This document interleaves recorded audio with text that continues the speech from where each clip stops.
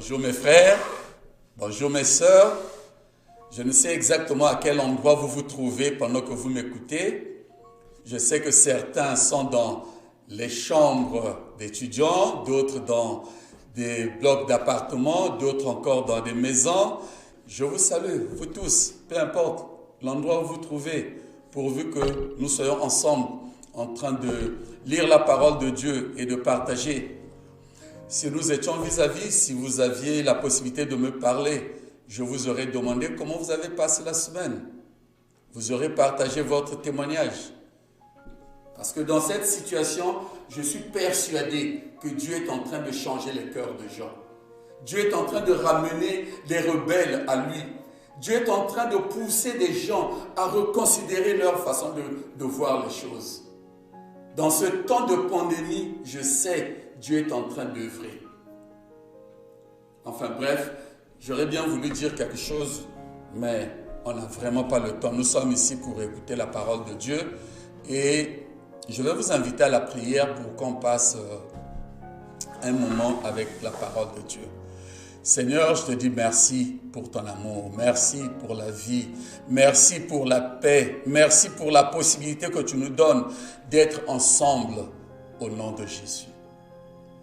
Je prie, Seigneur, que tu nous conduises dans ta volonté et que ton esprit agisse dans la vie de chacun de nous pour que nous connaissions quelle est ta volonté et qu'on agisse en fonction de cette volonté. Prends le contrôle de ce moment et dirige-nous en toutes choses au nom de Jésus. Amen. Les amis, aujourd'hui, je voudrais parler de l'obéissance et de la conduite. En d'autres termes, je voudrais dire que l'obéissance à Dieu inspire notre conduite. Vous allez me dire, mais pasteur, c'est quelque chose que nous savons déjà. Nous savons que nous devons obéir à Dieu. Nous savons que nous devons aussi bien nous conduire. Qu'y a-t-il de nouveau que tu nous apportes?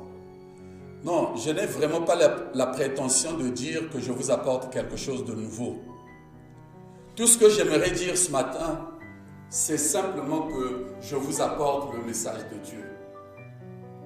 Mais certainement, au cours de ce message, vous apprendrez quelque chose que vous avez dû entendre auparavant, mais qu'il était bon que vous entendiez de nouveau.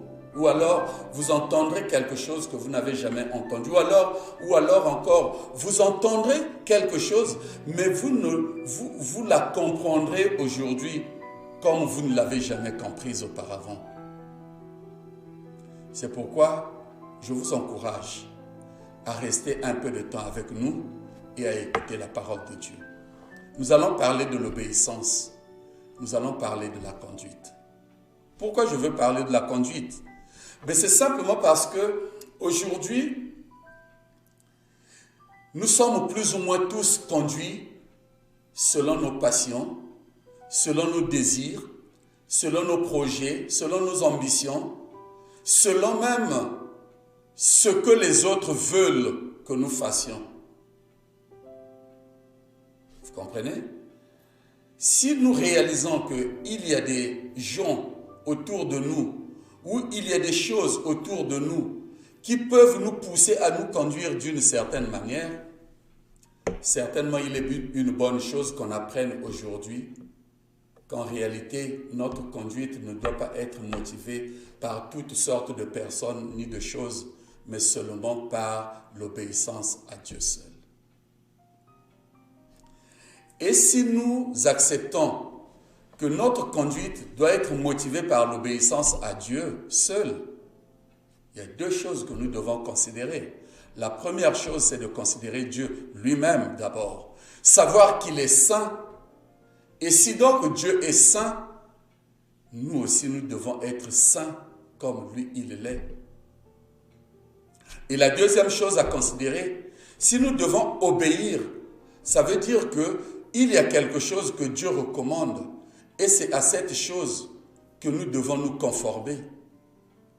C'est ainsi que finalement, nous sommes tenus à deux choses aussi. Nous sommes tenus à la foi et à l'espérance. Pourquoi je parle de foi? Ben, simplement parce que la foi, c'est ce qui va démontrer que nous avons entendu quelque chose de Dieu. Et c'est en fonction de ce que nous avons entendu de Dieu que nous nous comportons d'une certaine manière. Parce que le texte de la Bible dit justement que la foi vient de ce qu'on entend. Et ce qu'on entend vient de Dieu. La foi, justement, est encore définie de la manière suivante.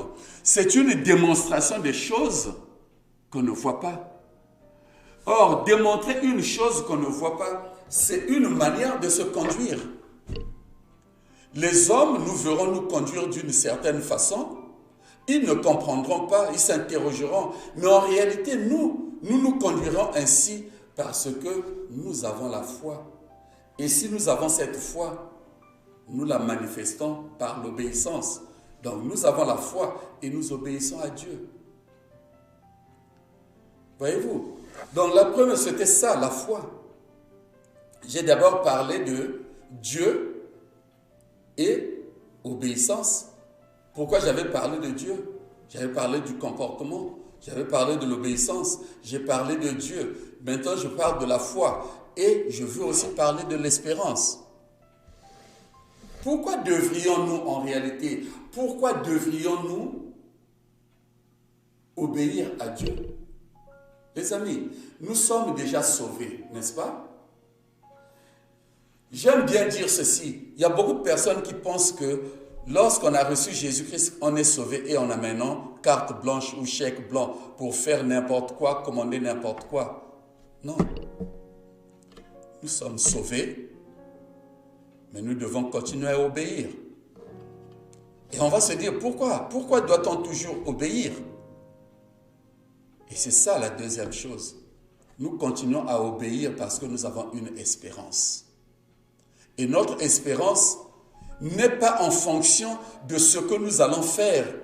Notre espérance n'est pas en fonction de nos capacités, ni de notre pouvoir, ni des relations que nous avons. Notre espérance pour le salut est en fonction de notre obéissance à Dieu. Car c'est seulement en obéissant à Dieu que nous recevons la grâce de Dieu. Vous allez dire, hey, pasteur, mais les gens qui n'obéissent pas à Dieu, n'ont-ils pas la grâce? Je le sais. Mais je sais que Dieu accorde sa grâce à tous. Mais le salut, il ne l'accorde qu'à ceux qui lui obéissent. Nous avons la grâce, certes. Mais le salut répond à l'obéissance. On est d'accord? C'est pourquoi ce matin alors, nous allons comprendre ces choses dans ce texte, le merveilleux texte que nous avons dans 1 Pierre, chapitre 1, verset 13 jusqu'à 17. On aurait bien pu commencer depuis le premier verset, mais ça fera long. On va commencer au verset 13, on va s'arrêter au verset 17. Et lorsqu'on va lire ce texte, on va se poser une seule question. Comment est-ce que nous qui sommes croyants, nous pouvons vivre notre salut aujourd'hui? Lisons ce que dit la Bible. C'est pourquoi tenez votre esprit en éveil. Voilà la première chose qu'on nous dit. Tenez votre esprit en éveil et faites preuve de modération. La deuxième chose, faites preuve de modération. La troisième chose, mettez toute votre espérance dans la grâce qui vous sera accordée le jour où Jésus-Christ apparaîtra. Une grâce qui sera accordée, une espérance dans la grâce qui sera accordée le jour où Jésus-Christ apparaîtra. Voilà la troisième chose. Mettre toute notre espérance, notre entière espérance dans cette grâce.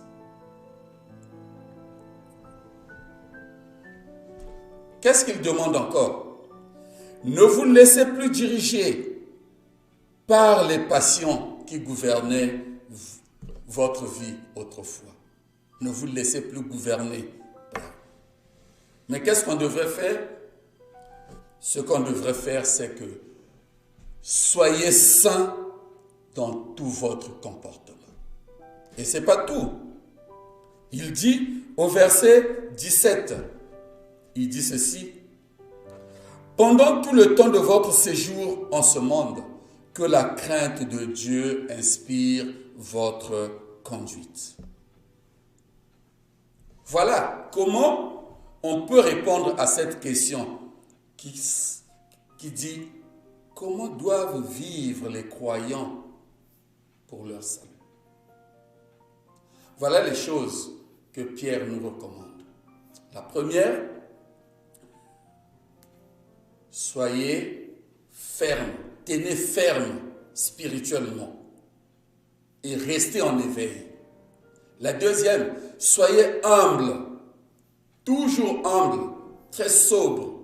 La troisième, mettez toute votre espérance, non pas en ce monde, non pas dans les choses de ce monde, non pas dans l'effort que vous faites, mais mettez toute votre espérance dans la grâce seulement qui vous sera donnée quand Christ apparaîtra.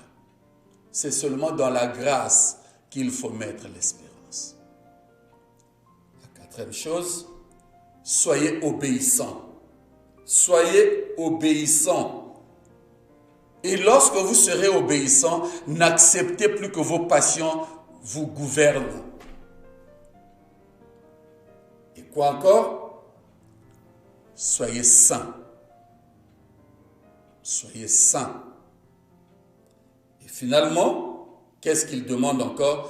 De manière générale, toute votre vie sur cette terre durant, obéissez continuellement à Dieu.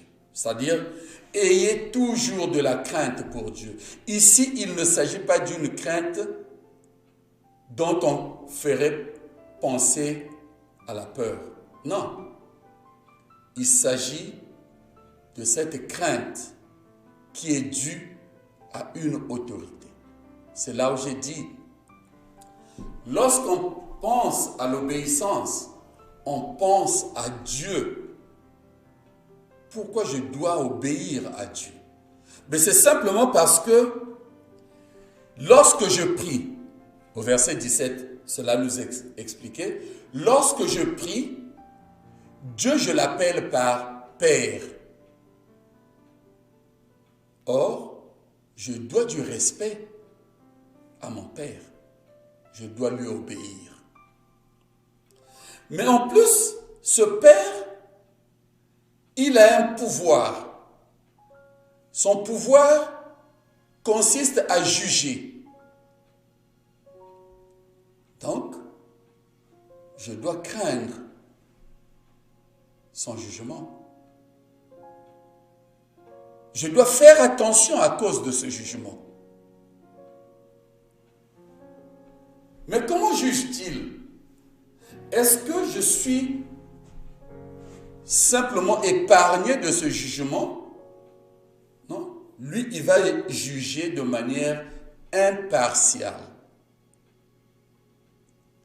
Il va juger de manière impartiale.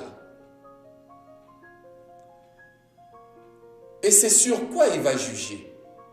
Il va juger selon les actes de chacun. Est-ce que je me comporte bien? Je reçois un bon jugement. Est-ce que je me comporte mal? Je reçois un bon jugement. Sauf que les deux jugements, bien qu'ils soient bons, parce que Dieu est juste et il juge de manière impartiale, le jugement de l'un sera un jugement des justes, parce qu'il a été justifié. Mais le jugement de l'autre sera un jugement des injustes, parce qu'il n'a pas été justifié. Je crois que vous comprenez ça. Ceci nous permet de comprendre qu'en réalité, Il y a Dieu qui est saint. Il y a l'homme qui n'était pas saint, mais qu'au nom de Jésus-Christ, Dieu a ramené de l'ignorance. Aujourd'hui, cet homme n'est plus ignorant, il est maintenant saint. Il a la connaissance de Dieu. Il a été mis à part.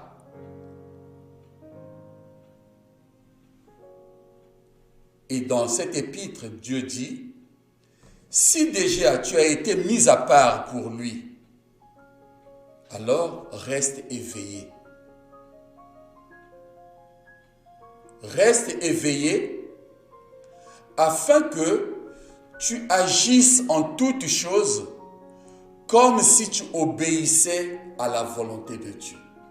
Or, si tu t'endors spirituellement, tu risques de faire des choses comme une personne endormie dans son lit qui s'agite et qui ne sait pas quels sont les mouvements de son bras ni de sa jambe. En étant éveillé, on peut juger de toutes choses. Car les choses de Dieu, c'est par l'Esprit qu'on en juge.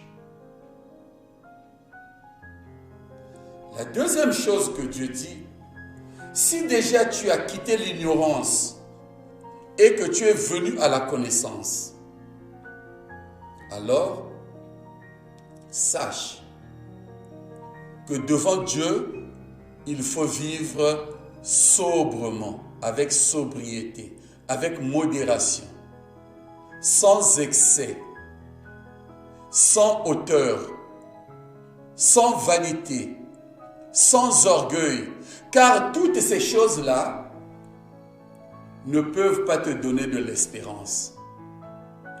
Si tu espères, si tu as de l'espérance en fonction de ta richesse, si tu as de l'espérance en fonction de tes capacités ou de tes réussites, si tu as l'espérance sur tes succès,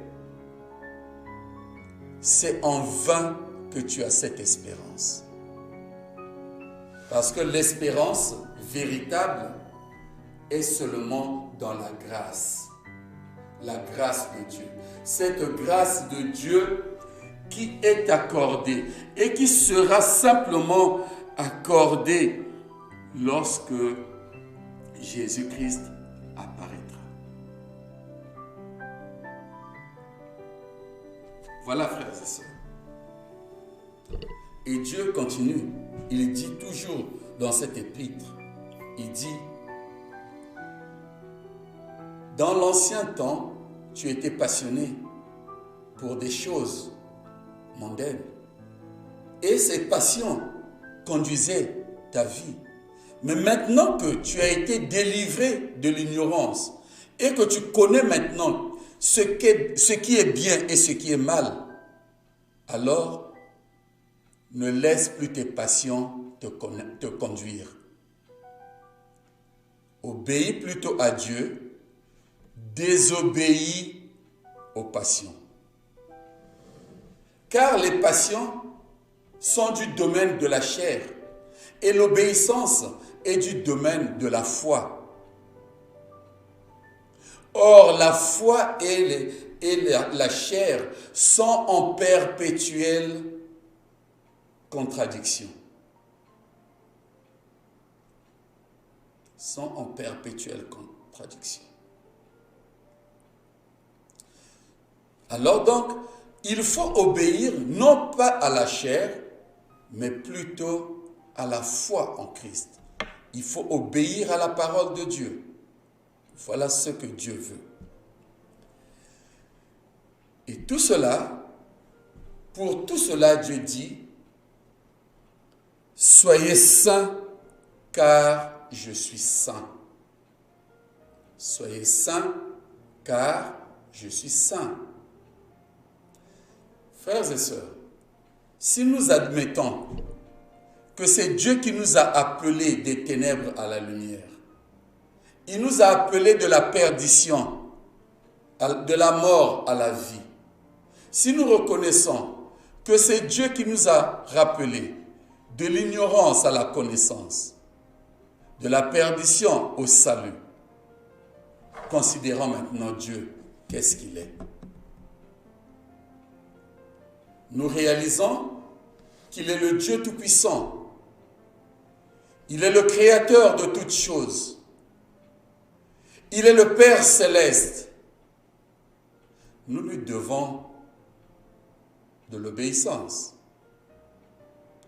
Nous lui devons tout ça. Mais considérons encore que Dieu est une autorité au-dessus de toute autorité. Comme disait souvent un frère, ce frère-là ne cessait de me répéter la phrase suivante. Il disait, « Mon frère, il est écrit dans la Bible, si Dieu est pour nous, qui sera contre nous? Supposons qu'on mette ça au contraire. Si Dieu est contre nous, qui pourra être avec nous? Si aujourd'hui nous sommes contre Dieu, qui pourra prendre notre défense? Personne. Et comme Dieu a toute autorité et tout pouvoir, nous lui devons obéissance. Parce qu'il est écrit, « Il jugera impartialement tout homme selon ses actes. » Chaque homme, chaque femme sera jugé selon ses actes. C'est pourquoi mon frère et soeur, mon frère et ma soeur, c'est pourquoi je voudrais te dire ce matin,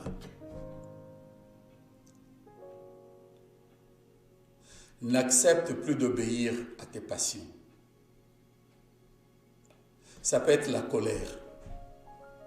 Souvent tu agis sous l'impulsion de la colère, de la rage, de la haine. Que la convoitise ne dirige plus ta conduite. Souvent peut-être tu agis par convoitise. Dès que tu vois quelque chose d'attirant, tu convoites, tu fais tout pour que tu obtiennes, que tu réussisses à avoir ce que tu convoites.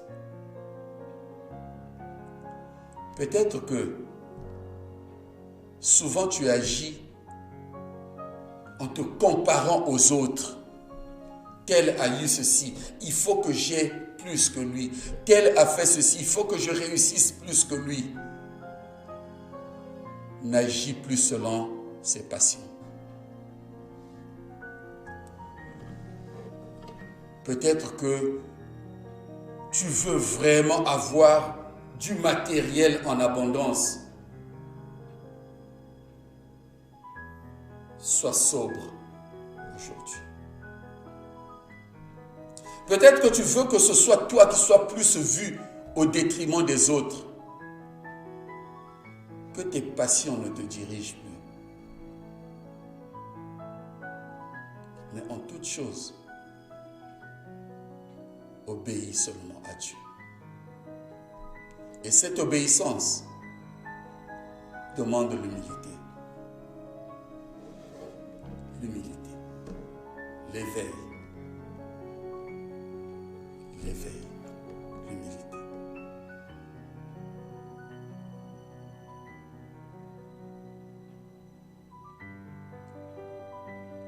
Ne nous endormons pas, frères et sœurs.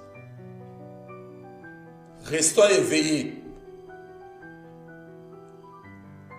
Réveille-toi, toi-même qui dors. Si tu dors, réveille-toi. Réveille-toi. C'est très important d'être éveillé. Enfin bref, nous avons compris ce matin que Dieu nous a fait grâce de marcher sur cette terre. Il nous a fait grâce de le connaître par Jésus-Christ. Il nous a fait grâce de nous soutirer de l'ignorance. Il nous a fait grâce de recevoir son esprit. Maintenant, il nous demande une chose principale. Obéissons-lui tout le temps de notre vie sur la terre.